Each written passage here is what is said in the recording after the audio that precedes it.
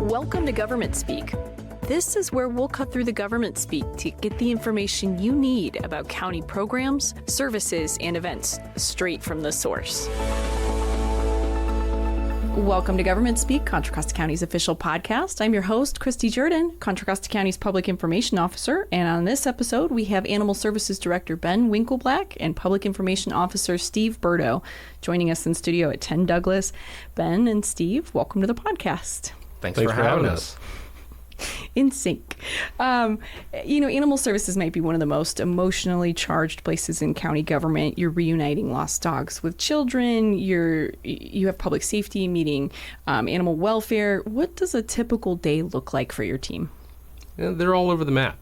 A primary focus of the staff is the care of the animals and how are they doing in our care. The first thing that I do in my mornings is I walk through and look at all the animals in the shelter with one of our veterinarians. We're looking for change. How are they sheltering? Are we meeting their needs? Their emotional needs. They get stressed when they're with us, and we like to look at every one of them every day.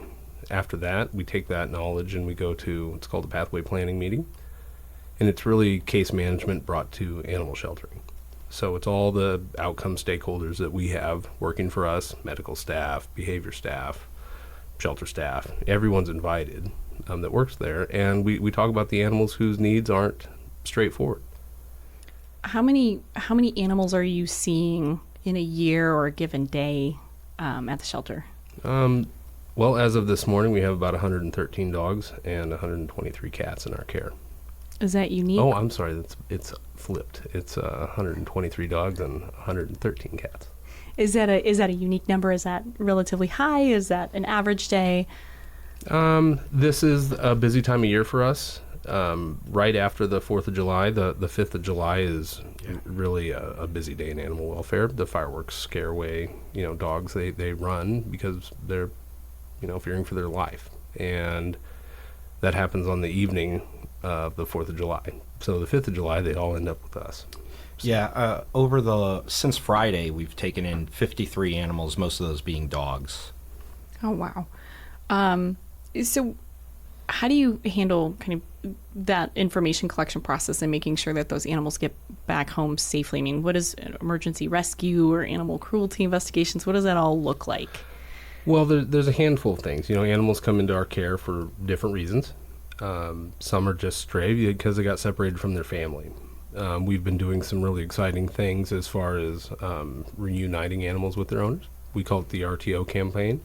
I'll let Steve talk about that because this has been a program that he's really owned, and it's the most exciting thing that we have going right now, and I think that he would do it better justice than I would. It's a really exciting thing, and it's nothing groundbreaking. It was a simple idea, right? Let's get more awareness about what people can do if they've lost their pets. Main point being, hey, check with us. We're the county shelter. It's probably with us. So we started running back in November paid social media ads targeted in the communities where we see the most stray animal intake coming from. These are particularly in West County and in East County, but we're running them pretty much countywide. We're just targeting them more specifically in those areas. The idea was to run those ads and also pair those ads with free service clinics where people can get a free microchip, get free vaccinations, all the things they need to keep their pets safe and at home. But the microchip's really the important piece because that's the easiest way to reunite an animal with their family if they're stray and they come into our shelter. So we're doing this about 6 times a year. We're trying to do more. We've done 6 over the last year where we just set up in a city or at our facility and we say, hey, come on down and get a free microchip and vaccinations. I think it's part of the long game. We started doing the free microchip clinics back in 2017, and I think we're starting to see the results of that. But the campaign has been remarkably successful. It's run from November to current day and at the end of June. Over the course of the campaign, we've seen a 30% increase in the animals we've been able to return to their owners from the years prior. So same period, we're looking at 30% increase.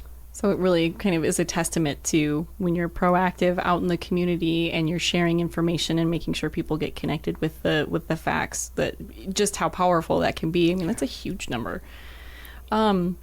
So how can people get their pets vaccinated, spayed, neutered? That's, I'm assuming, one of the biggest questions that you all field day to day. What's the process for that? Well, we've been retooling our spay neuter program, and we've increased our capacity by about 35% in 2025. It is wildly popular. So if someone comes in and tries to get on the schedule, there might be a wait. We open up surgery slots when we have the capacity for it. There are other ways to get spay and neuter done. Measure X is funding thousands of spay and neuters over the next few years. Joybound People and Pets is administering most of that through a partnership with Animal Fix Clinic. There are other community-based organizations that also receive some animal benefit funding, and they can maybe put somebody in contact with resources. But again, it's a program that we are really invested in expanding. It's been a big focus of 2025, and we're starting to see the results. Similar to the RTO campaign, about a 35% increase in spays and neuters. So we look for more availability or more capacity in that program. And you had mentioned Measure X, for those who might be listening for the first time, half-cent voter sales tax approved back in 2020, goes to fund kind of safety net programs, and animal services is definitely one of those. Yep. So what are some of the misconceptions that people have about the shelter? The work you do, I imagine, is, we've talked about it being emotionally charged. People love their animals. And so what are some of the things that you wish people knew about the shelter that they might perceive differently? The animal welfare has had a rough go of it, not just here. But you mentioned safety net a little bit ago, and that's how I usually describe our operation. The buck stops with us. We are here when everyone else has turned away. We are here to support the neediest animals in the community. And to function as a safety net, we really have to keep our eyes on that mission. And if we take in everything that shows up at our door and everything that's in need, we need to be set up for that. We need to make sure that we are resourced appropriately for that, which we are. But we function differently than a private nonprofit that gets to pick and choose the animals that come in. We are here for the ones that are sick and injured or not the friendliest animal. So what I'd like the community to know is, while we have serious work that we do, we're also a place that reunites families and creates families. I'm sitting here talking to you, and I'm thinking about my little dog Fern, who's sitting at home waiting for me.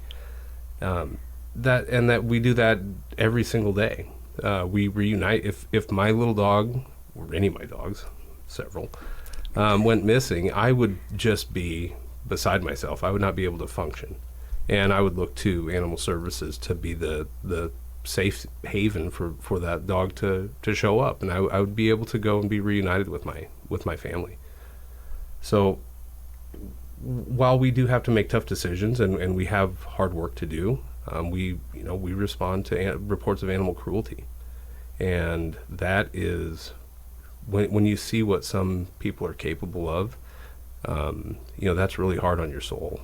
And we're happy to show up and do that because somebody has to go and intervene, and that just happens to be us. So I think that there is, the term of pound.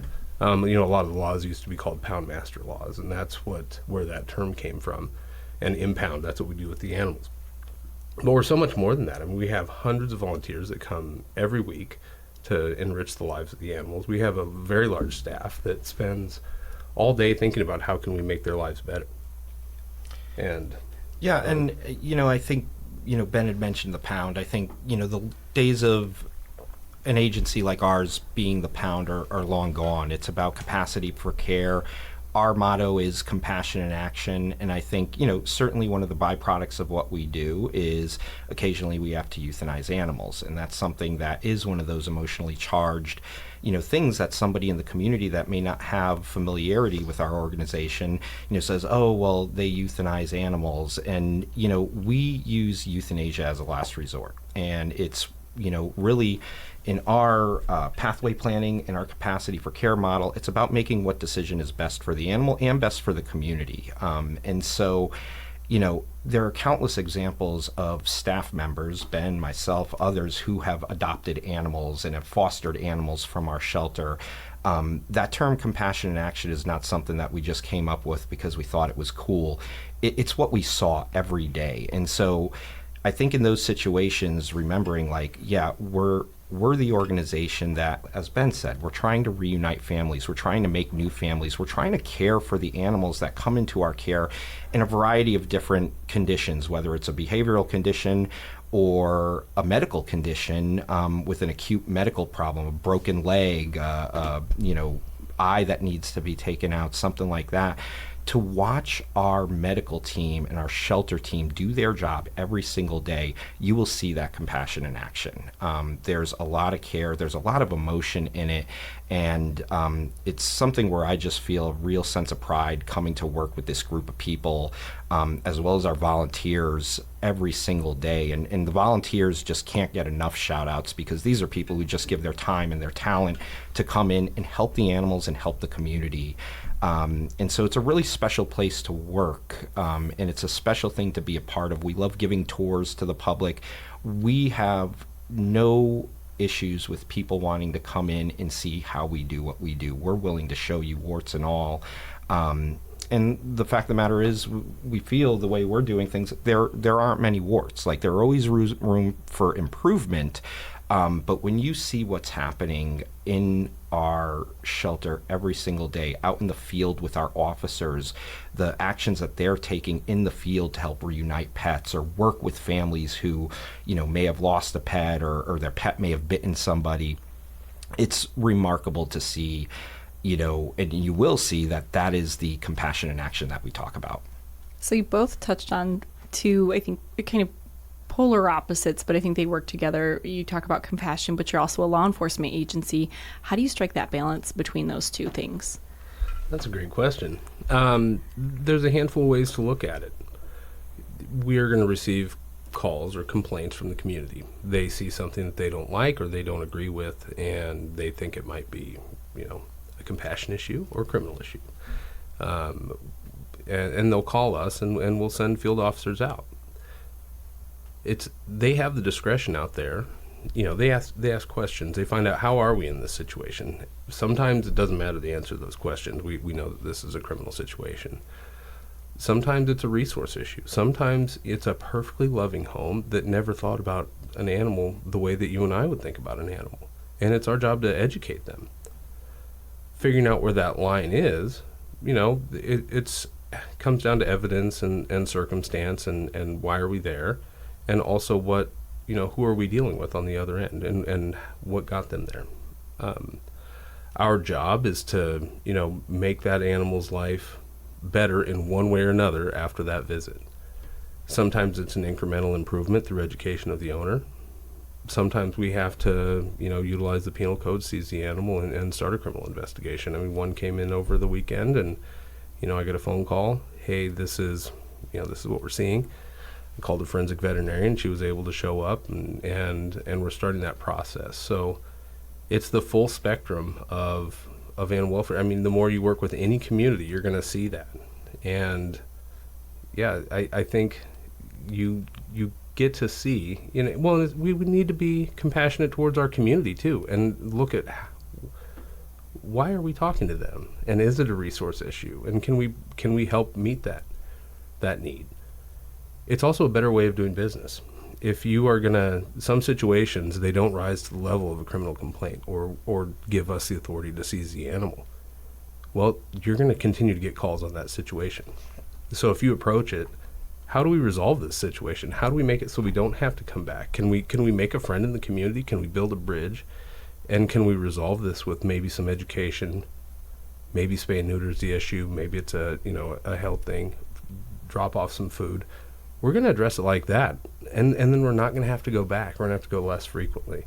So there's a whole lot of ways to look at this. But yeah, you gave a shout out to the volunteers, and I want to second that. But I also want to give a shout out to the field staff because they're out there by themselves.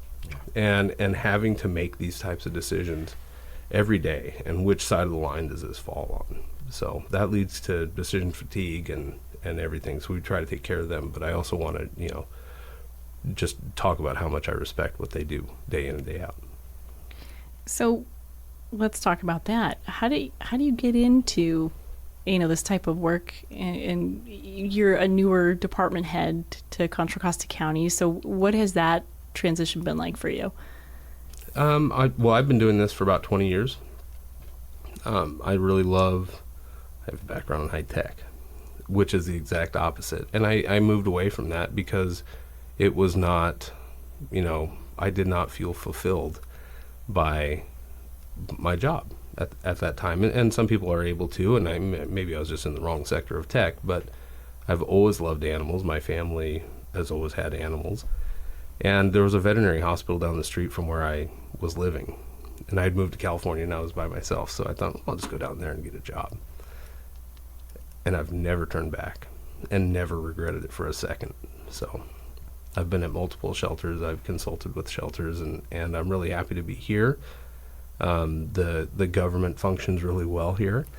And we have what we need to do the job that we're being asked to do. So, I really feel that I've arrived, and I just hope that everyone's willing to tolerate me for all my shortcomings so I can continue to do it here. Well, you're doing great.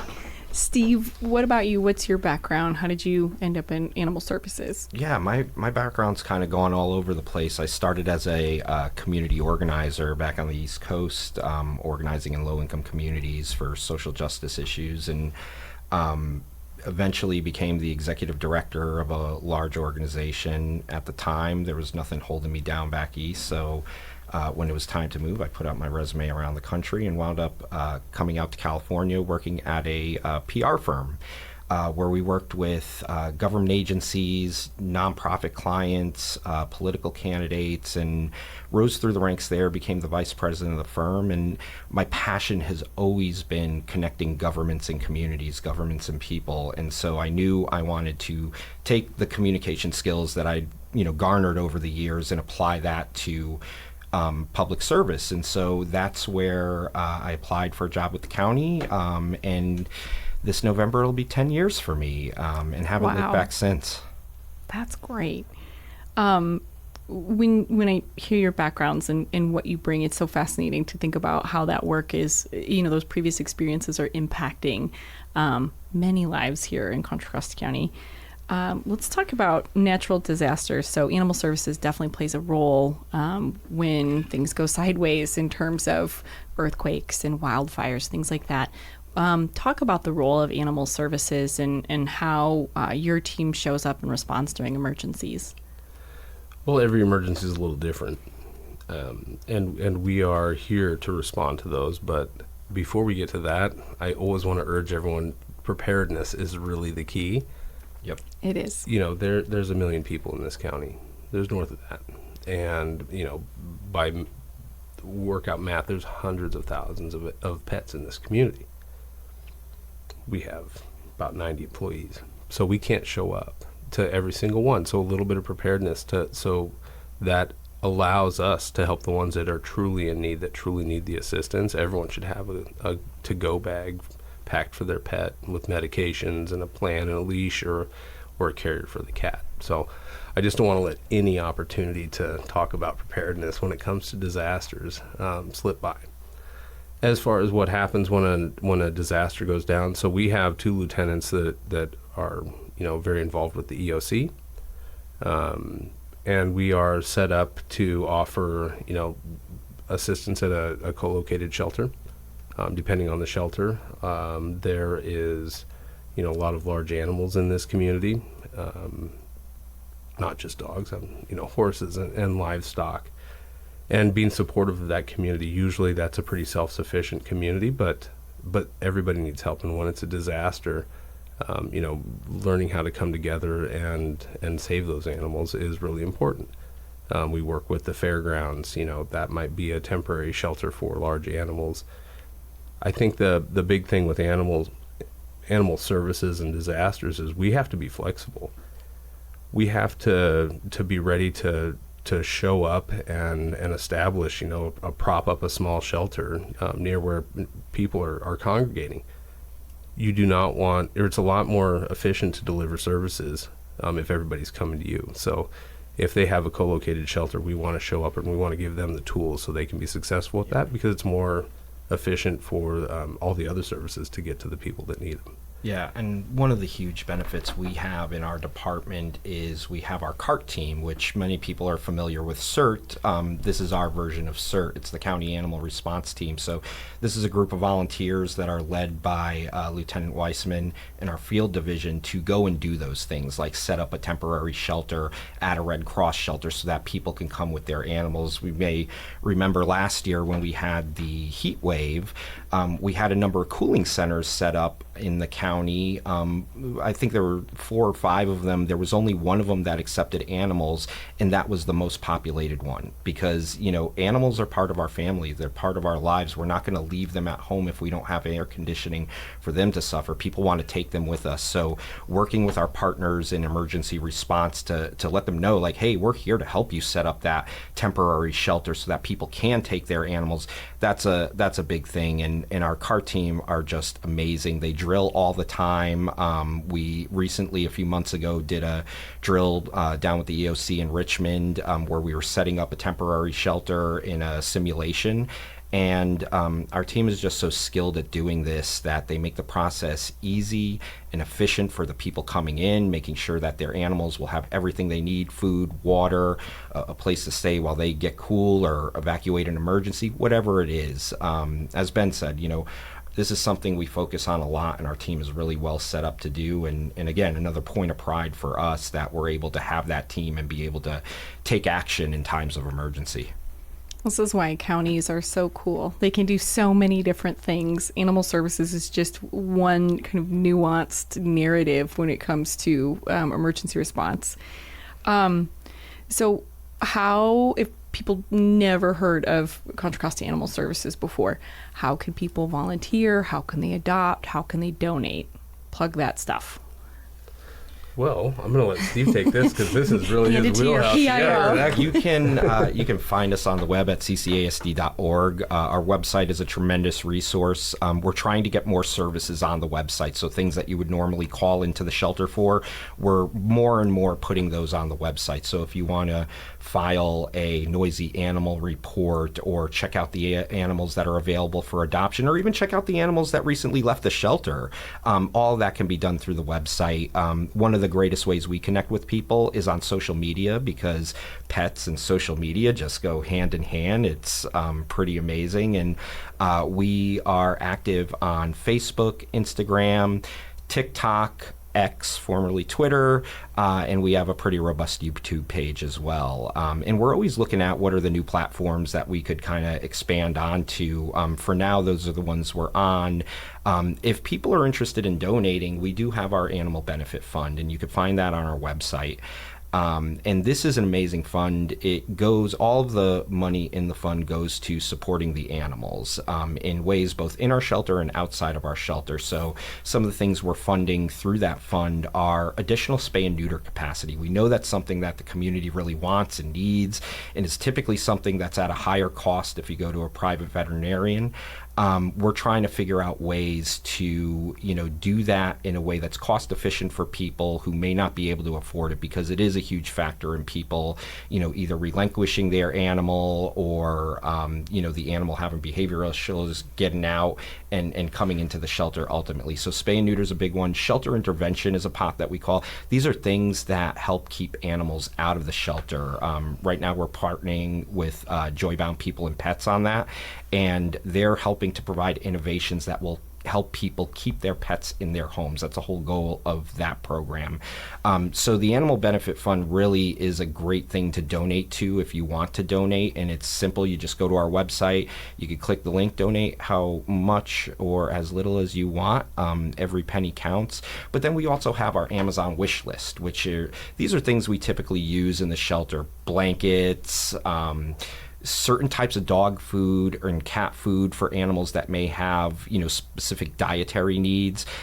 We keep that wish list on our website. You can find that on our donations page as well.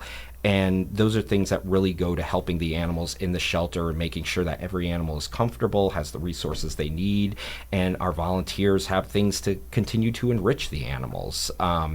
So yeah, we try to stay very active in any kind of communication, and we do a lot of media. We do things like this, which any opportunity we have to kind of tell our story and talk about what we see in the work we do, we will always take whoever up on that opportunity. Usually people are asking us to shut up about what we do. Yeah. Well, if there's one takeaway from today's discussion, what would you want people to remember the most? Oh, that's a good question. Just one. One takeaway, I would say, for me, it's the importance of microchipping and licensing. And I say that because, again, they're the best ways to be reunited with their pet if they ever become lost. The best story that I've ever seen in my time at Contra Costa Animal Services was a few years ago. We had a pet in our shelter that had a microchip. It had come in. We scanned the microchip. It went back to an address and a phone number that weren't no longer active. So the animal was in the shelter for a little while. Ultimately, and this is how amazing our clerical unit is, they don't just take, all right, well, we tried to contact the person and that's it. They will go and sleuth a solution here to reunite that pet with their owner. Found the owner. The owner was in Florida. The owner had lost the dog 2 years prior. Oh, wow. That person flew back to Contra Costa County, came into our shelter, and I swear there was not a dry eye in our lobby when you saw the reunification and that dog absolutely losing its mind when it saw its owner, and the woman losing her mind when she saw the dog she thought she would never see again. Really, that's when you talk about the RTO campaign, when you talk about everything we do at Animal Services, like that's where you feel good about the work you do. You go home thinking like, I did something good today, and that touches everybody in our shelter: our volunteers, our staff who cared for the dog, our clerical team who sleuthed down that information and made that connection. That's where you feel like, wow, we found some success today. That's a pretty good thing to remember. Hardly a dry eye left in this room after that. Yeah. That's really good. I remember you told me that story. And didn't they get on the plane almost immediately? Yeah. It was, oh, Fluffy's at the shelter. Yep. That's amazing. It's amazing we have technology in place where we can reunite even years later. And that's the other thing I'll say is we could have returned that dog probably a lot earlier if, and this is something that a lot of people don't know. They think the microchip's in the animal and their information's in there, but then they update your information on the microchip so we know where to reach you. It's only as good as the information exactly. that you've given us to work with. Our clerks will sleuth that information, but let's make it easy. Let's get it home as quickly as possible. So these are kind of the things that you do to keep the animals out of the shelter in the first place. Yeah, everybody talks about the animals in the shelter. It's all the animals that we were able to help, through the progressive programming, like the microchip campaign, and the RTO campaign. That, that's really the exciting part of what's going on, at least for me. Another exciting thing for me here is all of the work that Ben's brought in and Dr. Mahalik has brought in terms of the increased spay and neuter we're doing. Kristi, there has been a large cry for those services in our county for years now, and it really feels like we're making a huge dent in that in terms of we've really expanded those services. We're doing way more than we have ever done in the past, and a lot of that is just, bringing in a different perspective, trying things a little different, trying to see what type of volume can we do.